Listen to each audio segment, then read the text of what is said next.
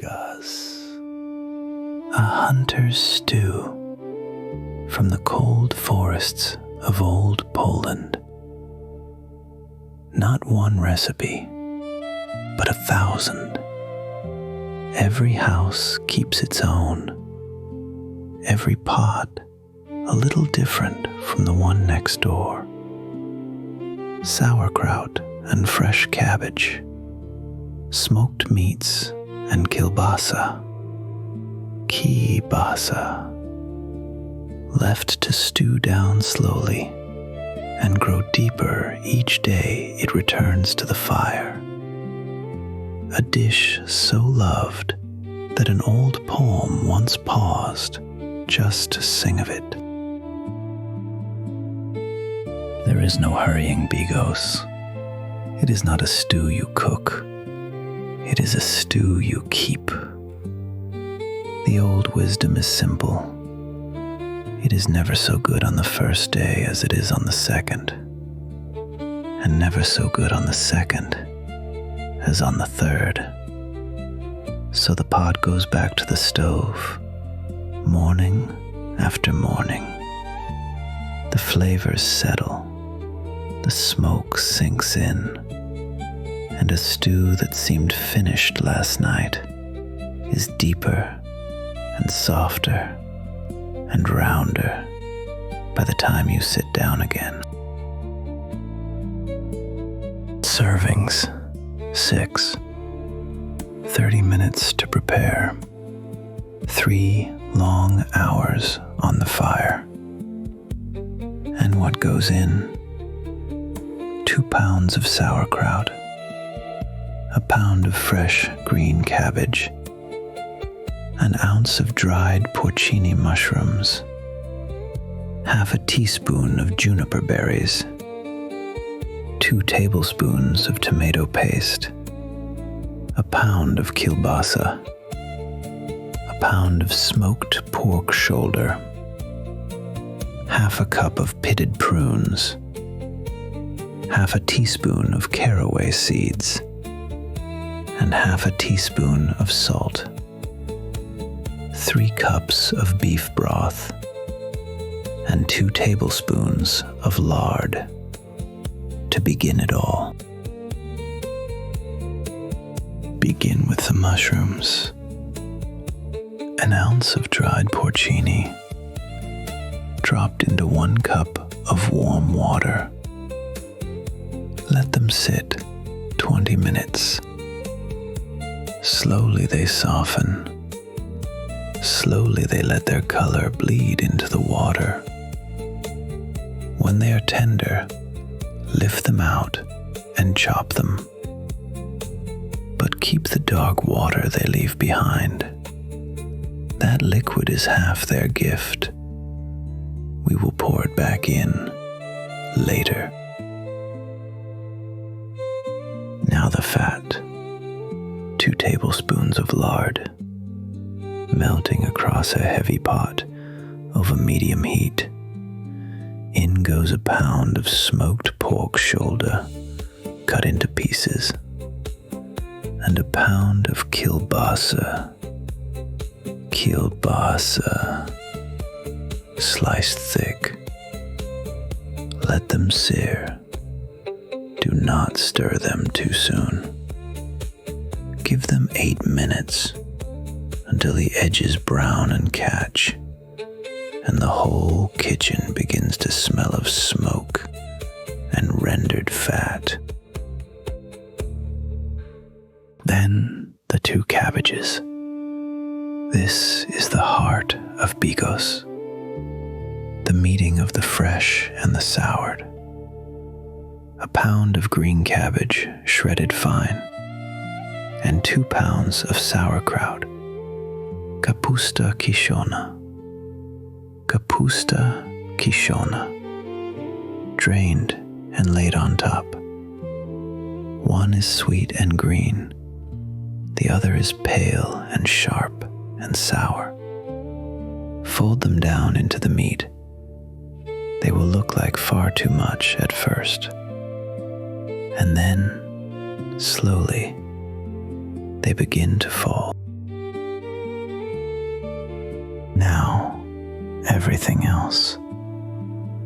2 tablespoons of tomato paste, half a teaspoon of juniper berries crushed, half a teaspoon of caraway seeds, half a cup of chopped prunes for a quiet sweetness underneath it all, the mushrooms you chopped, and that dark mushroom water poured back in.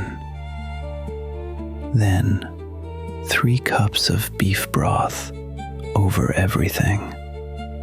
Stir it once, slowly, and watch it all sink together and go dark. Now the lid. Cover it tightly. Bring it down to the lowest, softest simmer you can hold, and leave it 3 hours. Come back only now and then to stir. There is nothing more to do but wait. Slowly, the sharp edges soften. Slowly, the colors give way to a single, deep brown. What went in as many separate things becomes one. And here is the secret the old cooks keep. Bigos is better tomorrow. Let it cool.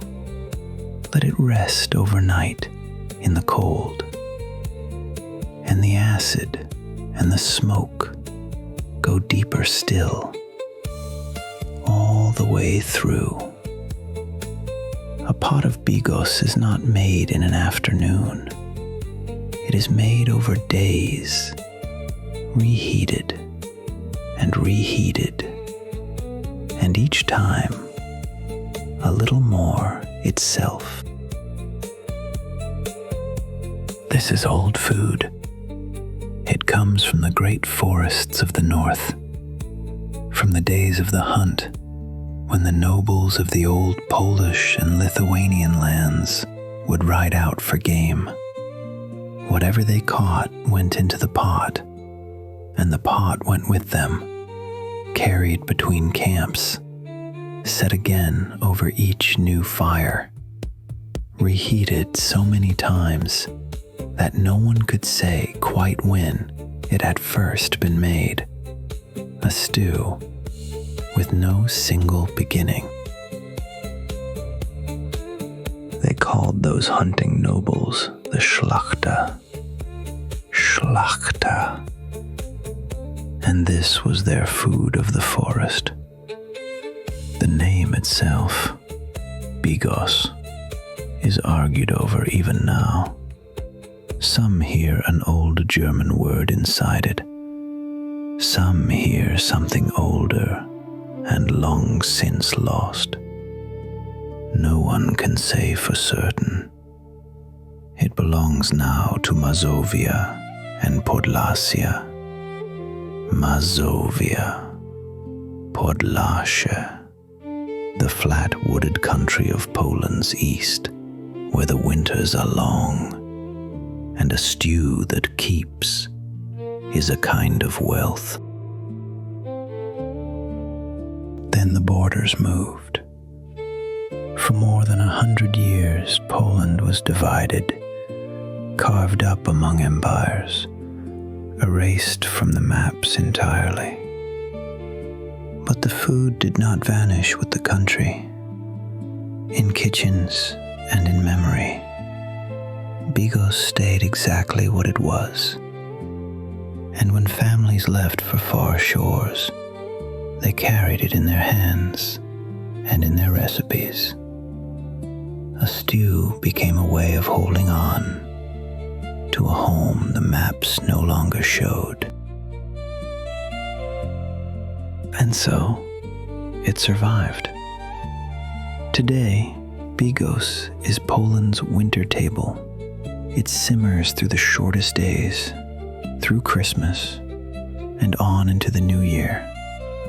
An old poem Pan Tadeusz, Pan Tadeusz, the one the country holds closest of all, once stopped its whole story just to praise a pot of it, steaming after a hunt. Every family still makes it their own way, and still they will tell you, softly, that no one's Bigos is ever quite as good as their grandmother's. Lift the lid one last time. The steam that rises now is dark and sweet and heavy with smoke. Kielbasa and juniper and the long, slow sourness of the cabbage. Ladle it deep into a warm bowl. A little bread beside it. Nothing more. Bigos is the rarest kind of recipe, one that outlived the country that first cooked it. It survived because it was never trying to impress anyone. It was only ever trying to feed the hunters and the families and the long winters that kept coming back to the pot. And the table, at last, is set.